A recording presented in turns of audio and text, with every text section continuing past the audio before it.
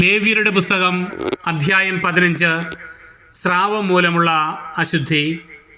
കർത്താവ് മോശയോടും അഹ്റോനോടും അരുളി ചെയ്തു, ഇസ്രായേൽ ജനത്തോട് പറയുക, ആർക്കെങ്കിലും ശുക്ലസ്രാവമുണ്ടായാൽ അവൻ അതിനാൽ അശുദ്ധനായിരിക്കും. ശുക്ലസ്രാവത്താലുള്ള അശുദ്ധിയെ സംബന്ധിക്കുന്ന നിയമം ഇതാണ്: അവൻ്റെ ശരീരത്തിൽ നിന്ന് ശുക്ലം ഒഴുകുകയോ ഒഴുക്ക് നിലച്ചു പോവുകയോ ചെയ്താലും അവനിൽ അത് അശുദ്ധിയാണ്. അവൻ കിടക്കുന്ന കിടക്കയും ഇരിക്കുന്ന ഇടങ്ങളുമെല്ലാം അശുദ്ധമായിരിക്കും. അവൻ്റെ കിടക്ക തൊടുന്നവൻ വസ്ത്രം അലക്കുകയും കുളിക്കുകയും വേണം. അവൻ വൈകുന്നേരം വരെ അശുദ്ധനായിരിക്കും. അവൻ ഇരുന്ന സ്ഥലത്ത് ആരെങ്കിലും ഇരുന്നാൽ അവൻ വസ്ത്രങ്ങൾ അലക്കി കുളിക്കണം. വൈകുന്നേരം വരെ അവൻ അശുദ്ധനായിരിക്കും. അവൻ്റെ ശരീരത്തിൽ തൊടുന്നവനും വസ്ത്രം അലക്കി കുളിക്കണം.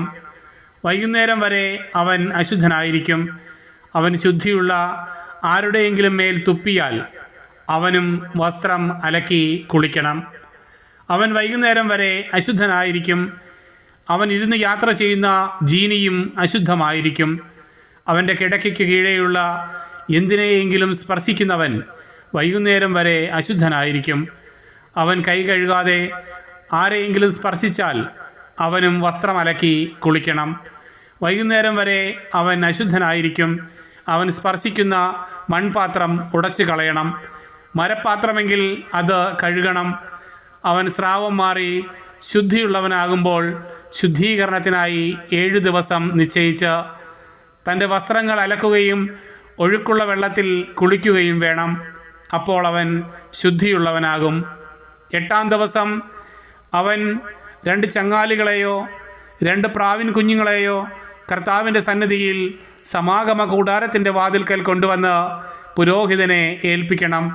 പുരോഹിതൻ അവയിലൊന്നിനെ പാപപരിഹാര ബലിയായും മറ്റേതിനെ ദഹനബലിയായും അർപ്പിക്കണം. അങ്ങനെ അവൻ്റെ ശുക്ലസ്രാവത്തിന് പുരോഹിതൻ അവനു വേണ്ടി കർത്താവിൻ്റെ മുൻപിൽ പരിഹാരം ചെയ്യണം. ഒരുവന് ബീജസ്രവണമുണ്ടായാൽ അവൻ വെള്ളത്തിൽ കുളിക്കണം. അവൻ വൈകുന്നേരം വരെ അശുദ്ധനായിരിക്കും. ബീജം വീണ വസ്ത്രങ്ങളും തുകലുമെല്ലാം വെള്ളം കൊണ്ട് കഴുകണം. അവ വൈകുന്നേരം വരെ അശുദ്ധമായിരിക്കും. ഒരാൾ സ്ത്രീയോടുകൂടി ശയിക്കുകയും ബീജസ്രവണമുണ്ടാവുകയും ചെയ്താൽ ഇരുവരും കുളിക്കണം. വൈകുന്നേരം വരെ അവർ അശുദ്ധരായിരിക്കും. സ്ത്രീക്ക് മാസമുറയനുസരിച്ച് രക്തസ്രാവമുണ്ടായാൽ 7 ദിവസത്തേക്ക് അവൾ അശുദ്ധയായിരിക്കും. അവളെ സ്പർശിക്കുന്നവരെല്ലാം വൈകുന്നേരം വരെ അശുദ്ധരായിരിക്കും. അശുദ്ധിയുടെ ദിനങ്ങളിൽ കിടക്കാനോ ഇരിക്കാനോ അവൾ ഉപയോഗിക്കുന്ന വസ്തുക്കളെല്ലാം അശുദ്ധമായിരിക്കും. ആരെങ്കിലും അവളുടെ കിടക്കയെ സ്പർശിച്ചാൽ അവൻ തൻ്റെ വസ്ത്രങ്ങൾ അലക്കി കുളിക്കണം. വൈകുന്നേരം വരെ അവൻ അശുദ്ധനായിരിക്കും.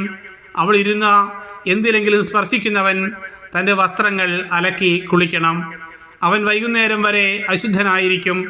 അവളുടെ കിടക്കയിലോ ഇരിപ്പിടങ്ങളിലോ തൊടുന്നവൻ വൈകുന്നേരം വരെ അശുദ്ധനായിരിക്കും.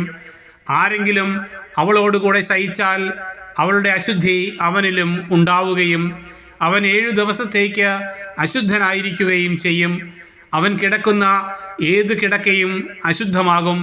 സ്ത്രീക്ക് ഋതുകാലത്തല്ലാതെ വളരെ ദിവസത്തേക്ക് രക്തസ്രാവമുണ്ടാവുകയോ അശുദ്ധിയുടെ ദിവസങ്ങൾ കഴിഞ്ഞിട്ടും രക്തസ്രാവം നീണ്ടു നിൽക്കുകയോ ചെയ്താൽ ഋതുകാലത്തെന്ന പോലെ ഈ ദിവസങ്ങളിലെല്ലാം അവൾ അശുദ്ധയായിരിക്കും.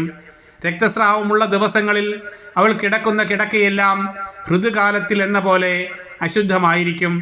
അവൾ ഇരിക്കുന്നിടമെല്ലാം ഋതുകാലത്തെന്ന പോലെ അശുദ്ധമായിരിക്കും. ഇവ സ്പർശിക്കുന്നവൻ അശുദ്ധനായിരിക്കും. അവൻ തൻ്റെ വസ്ത്രങ്ങൾ അലക്കി കുളിക്കണം. വൈകുന്നേരം വരെ അവൻ അശുദ്ധനായിരിക്കും. രക്തസ്രാവം മാറിയാൽ 7 ദിവസത്തേക്ക് കൂടി അവൾ കാത്തിരിക്കണം. അതിനുശേഷം അവൾ ശുദ്ധിയുള്ളവളായിരിക്കും. 8-ാം ദിവസം അവൾ 2 ചങ്ങാലികളെയോ 2 പ്രാവിൻ കുഞ്ഞുങ്ങളെയോ സമാഗമ കൂടാരത്തിൻ്റെ വാതിൽക്കൽ കൊണ്ടുവന്ന് പുരോഹിതനെ ഏൽപ്പിക്കണം. പുരോഹിതൻ അതിലൊന്നിനെ പാപപരിഹാര ബലിയായും മറ്റേതിനെ ദഹനബലിയായും അർപ്പിക്കണം.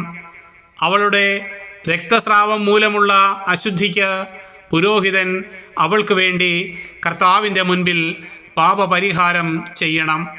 ഇങ്ങനെ ഇസ്രായേൽ ജനങ്ങളുടെ ഇടയിലുള്ള എൻ്റെ കൂടാരം അശുദ്ധമാക്കി തങ്ങളുടെ അശുദ്ധിയിൽ അവർ മരിക്കാതിരിക്കേണ്ടതിന് നീ അവരെ അശുദ്ധിയിൽ നിന്ന് അകറ്റണം. ശുക്ലസ്രാവമോ ബീജസ്രാവമോ മൂലം അശുദ്ധരാകുന്നവർക്കുള്ള നിയമമാണിത്. മാസമുറ മൂലം അശുദ്ധയായവൾക്കും സ്രാവമുള്ള പുരുഷനും സ്ത്രീക്കും അശുദ്ധയായ സ്ത്രീയോടുകൂടെ ശയിക്കുന്നവനും ഉള്ളതാണ് ഈ നിയമം.